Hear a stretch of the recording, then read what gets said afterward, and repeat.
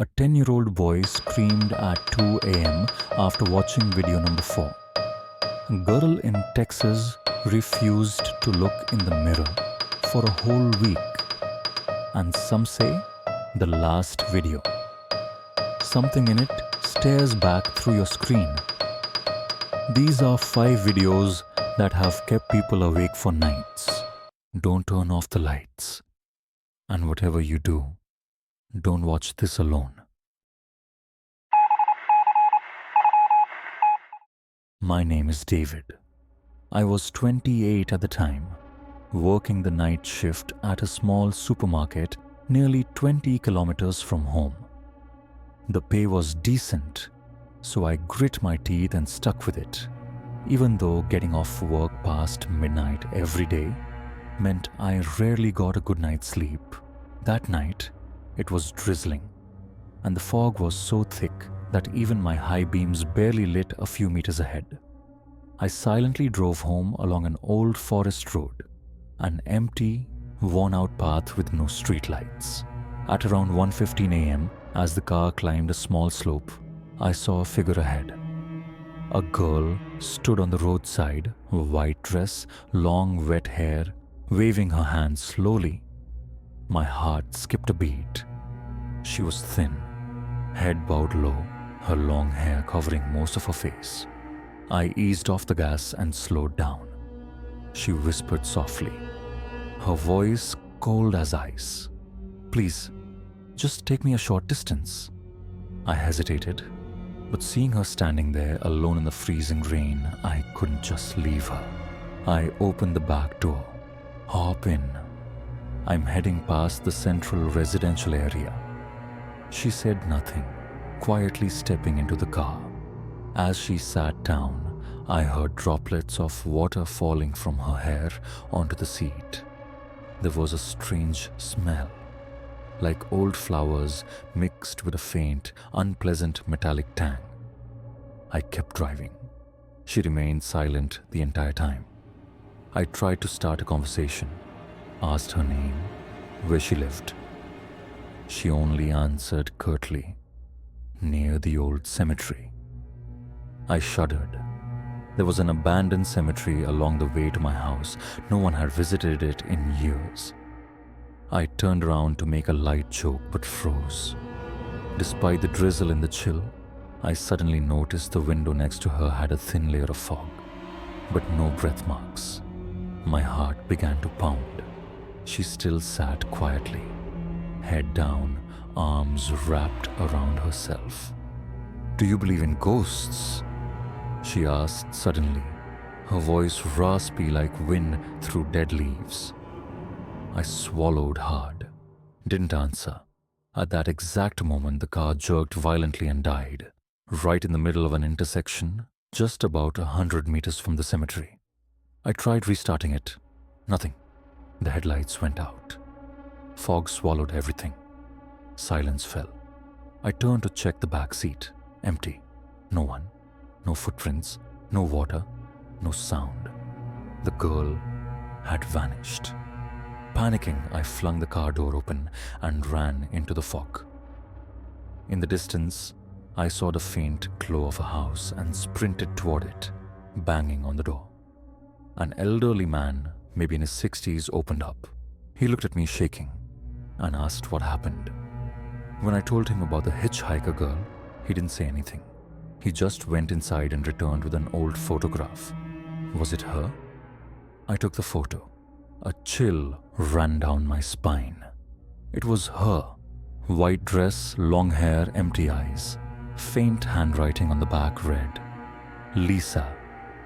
Died 10 years ago at the curve near the cemetery." The old man said, "She died in an accident right there. Since then, people traveling that road at night say they've seen her asking for a ride, but no one ever stopped. Until you." I gulped. He walked me back to my car. It was still there, headlights dead, doors open.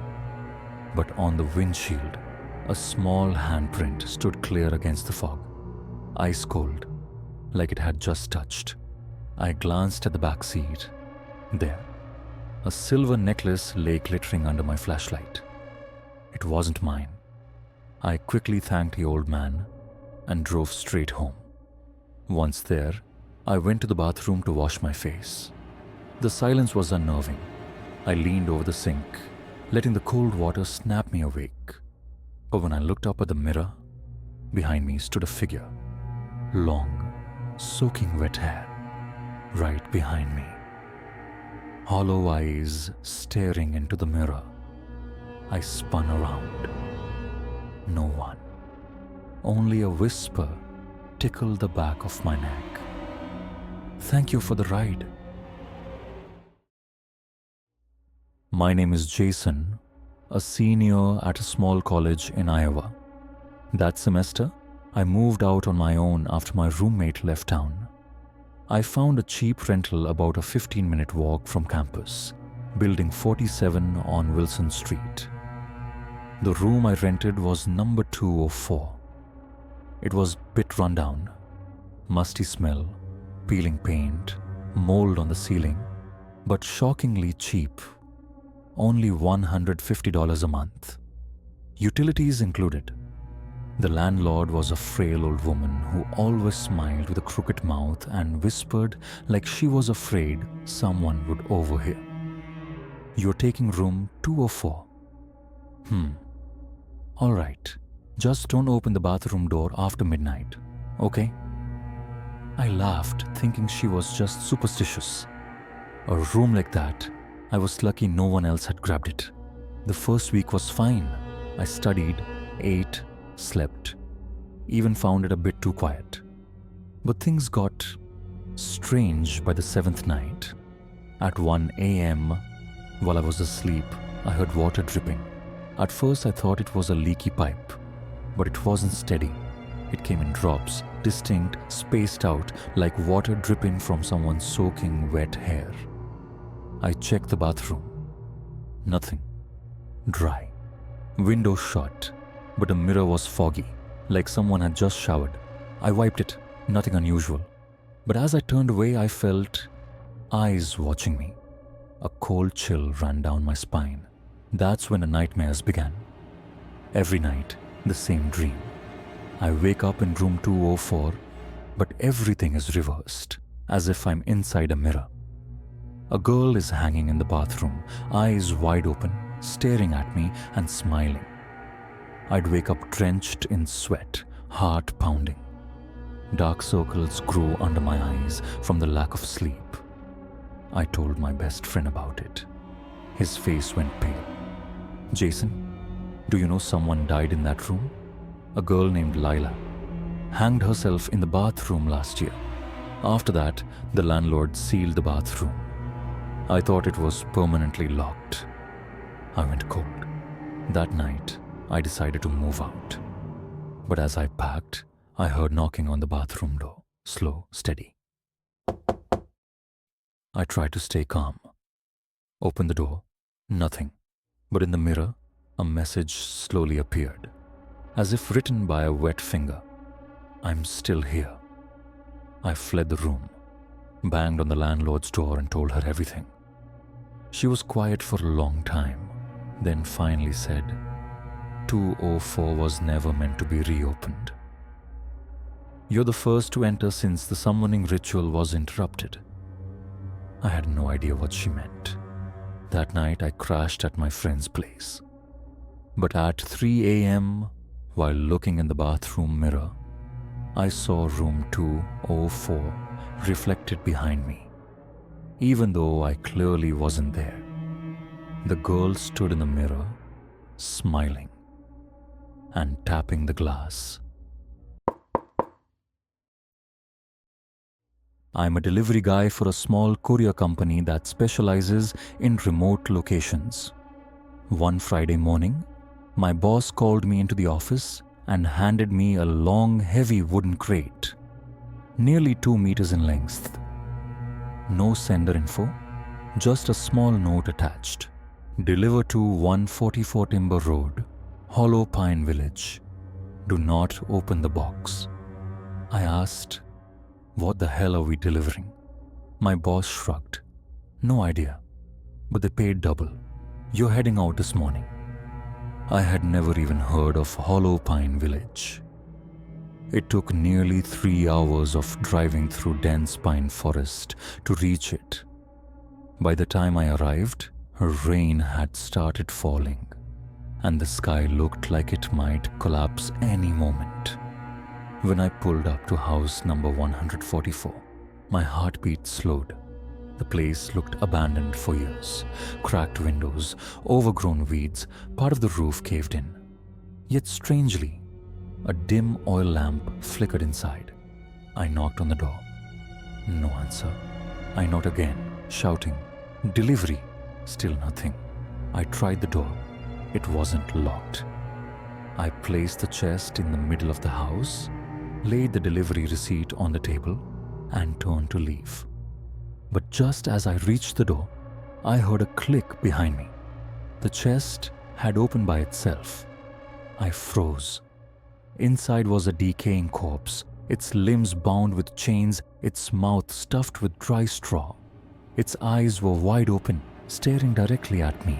I screamed, dashed to my truck, and tried to call the police, but there was no signal. I started the engine and drove back down the forest road, desperate to escape. But when I returned to the original turn, the road was gone. In its place stood a thick wall of trees, as if no road had ever existed there. I drove around in circles, but every path led me back to house 144. It was like I was trapped in a loop. I decided to return to the house and stay the night, hoping to find a way out in the morning. But when I stepped inside, the chest was no longer in the middle of the room. It had been moved back to its original spot and was shut tight. But the thing that terrified me most was the new delivery receipt lying next to it. Sender: Mark Ryan, my name. Recipient: whoever comes next. Note: do not open the chest under any circumstance. I'm a sophomore majoring in psychology at a small college in Oregon. Because I switched majors and applied late, my housing options were limited. Eventually, I was assigned to room 413, the top floor of the old male dormitory. From day one, everyone told me, "That room, someone died there. Be careful." I laughed it off, thinking it was just dark student humor. But on my first night, I heard knocking at exactly 3 a.m. Soft, steady. I opened the door. No one was there. Over the following days, I began noticing strange things. My desk would shift slightly overnight, even though I never touched it. Each morning, my chair would be turned to face the wall, not the desk.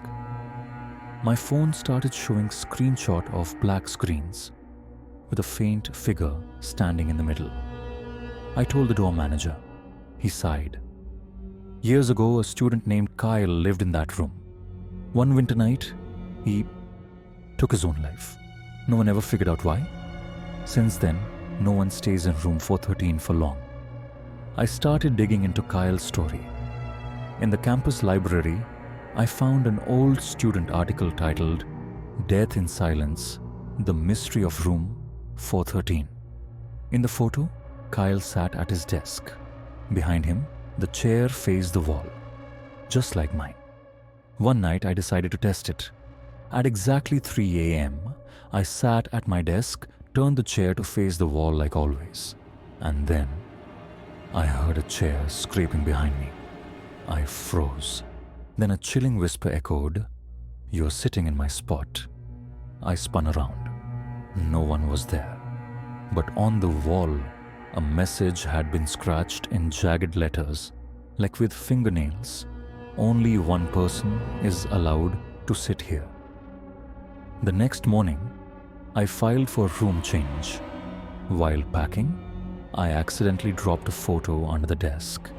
It was a picture of me, asleep in bed. but it had been taken from inside my closet. On the back of the photo, a message read, "I like this room, and now I have a new friend." I'm a long-haul truck driver. That night, it was pouring rain, and after 16 hours on the road, I was exhausted. I pulled into a small roadside motel called Sunset Inn, right off the highway. The front desk was empty. A chubby, middle-aged man emerged from the back. Without a word, he handed me the key to room 306 and pointed upstairs. "Last room down the hall. Don't get it mixed up." I nodded, a bit puzzled he didn't ask for ID or a name. Room 306 looked ordinary. Single bed, old TV, a window facing the parking lot. I locked the door, turned on the AC, and collapsed into bed. But at 2 a.m., I was woken by knocking. I got up and looked through the peephole. The hallway was empty. I opened the door and looked both ways. No one. When I came back in, the TV was on, even though I hadn't turned it on. The screen flickered with static. Through the buzzing, I heard a woman's whisper, "You're staying in room 306 too." Panicked, I unplugged the TV. The room fell into silence. The next morning, I went down to check out. No one was at a front desk. I rang the bell, called out. Nothing. Feeling uneasy, I left the key on the counter and went back to my truck. But the moment I got on the road, just a few miles out, I saw the Sunset Inn sign again. Had I gone in circles? No. I was sure I drove straight. No turns. But every time I left, I somehow came right back to Sunset Inn. The third time, I returned to the lobby. This time, there was someone, a young woman, pale with deep-set eyes. She smiled coldly. "Welcome. Need a room? Room 306 is still available." I screamed. "I've already stayed in that room. I want to leave this place." She just smiled. No one ever leaves Sunset Inn. Everyone always comes back, and eventually. I ran to my room and slammed the door shut. On the desk was an old newspaper. Looked like it was from the 1980s. The front page headline read, "Gas explosion at Sunset Inn. 16 dead, no survivors." Room 306 was the epicenter. Date, April 20th, 1985. Today was also April 20th. I looked in the mirror, but there was no reflection. Instead, I saw a man, dressed exactly like me, engulfed in flames inside the room. That's when I realized I had died on my very first night in room 306. Still awake? If these stories gave you chills, leave a like and follow the channel. Tomorrow night, I'll tell you something even darker. Sleep well. If you dare to close your eyes.